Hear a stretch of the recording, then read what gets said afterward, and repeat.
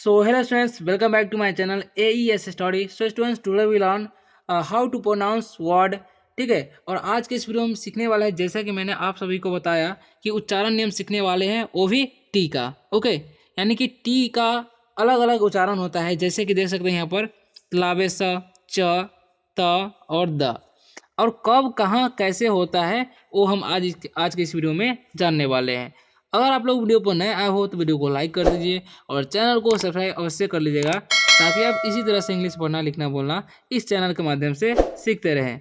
तो चलिए स्टार्ट करते हैं। अगर कोई डाउट हो वीडियो में तो आप कमेंट करके पूछ सकते हैं, रिप्लाई हम जरूर देंगे। ठीक है।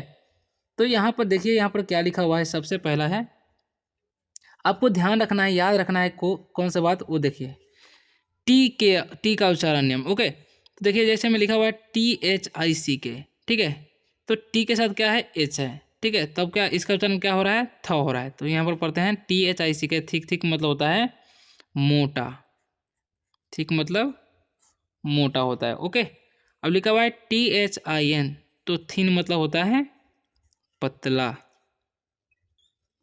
ठीक है, थिन मतलब पतला। उसी तरीके से यहाँ पर लिखा हुआ है THIS, दिस मतलब होता है यह। ओके, अब यहाँ पर लिखा हुआ है यहाँ पर आई नहीं होगा। ओके, THAT, इसे पढ़ते हैं हम दैट। दैट मतलब होता है वह। ओके, तो यहाँ पर सब में क्या है, TH है, TH है, TH है। ठीक है, लेकिन यहाँ पर TH का उच्चारण क्या हो रहा है, थ हो रहा है।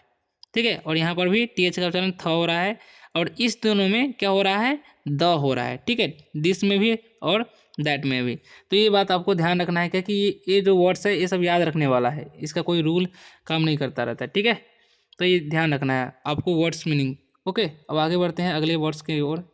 अगर लिखा हुआ है थ्री, THRW, इसे मतलब पढ़ते हैं हम थ्री। थ्री मतलब क्या होता है, थ्री मतलब होता है तीन। ओके, तो यहाँ पर भी TH का उच्चारण क्या हो रहा है, थ हो रहा है। अब देखिए TH है देन, इसे पढ़ते हैं हम लोग देन। देन मतलब क्या होता है, कब या तब। ठीक है, तब या फिर। ओके, तो ये बात आपको ध्यान रखना है, और यहाँ पर इसे पढ़ते हैं हम लोग देन। ओके, अब यहाँ पर लिखा हुआ है THERE, तो इसे पढ़ते हैं हम लोग देयर। देयर मतलब होता है वहाँ। ओके, देयर मतलब क्या हो गया, वहाँ। तो यहाँ पर TH का उच्चारण क्या हो रहा है, द हो रहा है। अब THREAD, थ्रेड। थ्रेड मतलब होता है धागा। ओके, तो यहाँ पर TH का उच्चारण क्या हो रहा है, थ हो रहा है। ओके, तो इन जितने भी वर्ड्स हम अभी बता रहे हैं आपको, सबको आपको कॉपी में नोट कर लेना है या याद रखना है। ठीक है, तभी आप इसको यूज कर सकेंगे। और अब जो हम वर्ड अब जानने वाले हैं क्या है, देखिए शब्द में टी के बाद, टी के बाद क्या रहेगा, IA रहेगा, या IE रहेगा, या IO रहे। ठीक है, आए तो उसका उच्चारण क्या होता है, तलाबे से होता है। ठीक है, तो ये आपको ध्यान रखना है। देखिए कौन कौन से वर्ड है उसमें आता है, तो लिखा हुआ है यहाँ पर INITIAL। ठीक है, तो यहाँ पर क्या आया, IA आया। ओके, तो यहाँ पर इनिशियल इसे पढ़ते हैं। तलाबे सब पढ़े कि नहीं पढ़े, तलाबे से इनिशियल। इनिशियल मतलब क्या होता है, देखिए इनिशियल मतलब होता है प्रारंभिक। क्या होता है, प्रारंभिक। ओके, तो ये बात आपको ध्यान रखना है। अब पेशेंट, इसे पढ़ते हैं मतलब पेशेंट। पेशेंट मतलब देखिए यहाँ पर आई है, तो आई यहाँ पर आ गया। तो जैसे में आप नियम में देख सकते हैं, नियम में आई रहेगा टी के बाद, तो टी के बाद क्या है, आई है, तो क्या हो जाएगा, उसका उच्चारण तलाबे से हो जाएगा। तो पेशेंट पढ़ते, पेशेंट मतलब होता है मरीज। मरीज या रोगी हम लोग बोलते हैं। ठीक है, अब पोर्शन, पोर्शन मतलब क्या होता है, पोर्शन मतलब होता है भाग। अब यहाँ पर भी आप देख रहे होंगे कि टी के बाद क्या है, IO है। ओके, तो क्या हो जाएगा, तलाबे से उच्चारण हो गया है। ठीक है, तो पोर्शन मतलब भाग। अब है रेशियो। ओके, तो यहाँ पर भी देखिए टी के बाद क्या है, IO है, तो IO रहेगा तभी भी तलाबे से का उच्चारण होगा उसका। ठीक है, तो इसे पता है रेशियो। रेशियो मतलब होता है अनुपात। ओके, तो इन सारे वर्ड्स को आपको ध्यान रखना है कि इन सारे वर्ड्स को आपको ध्यान रखना है कि जब भी टी के बाद IA आए, IE आए या IO आए, तो उसका उच्चारण तलाबे से होता है। ओके, अब आगे बढ़ते हैं। अब यहाँ पर देख सकते हैं आप लोग, शब्द में एस के बाद TION रहता है। ठीक है, या आए या URE आए, तो टी का उच्चारण क्या होता है, च होता है। ठीक है, तो ये बात आपको ध्यान रखना है। देखिए यहाँ पर क्या लिखा हुआ है, तो फ्यूचर, FUTURE, तो इसे पढ़ते हैं हम लोग फ्यूचर। फुटूरे नहीं पढ़ना है। ठीक है, फ्यूचर मतलब होता है भविष्य।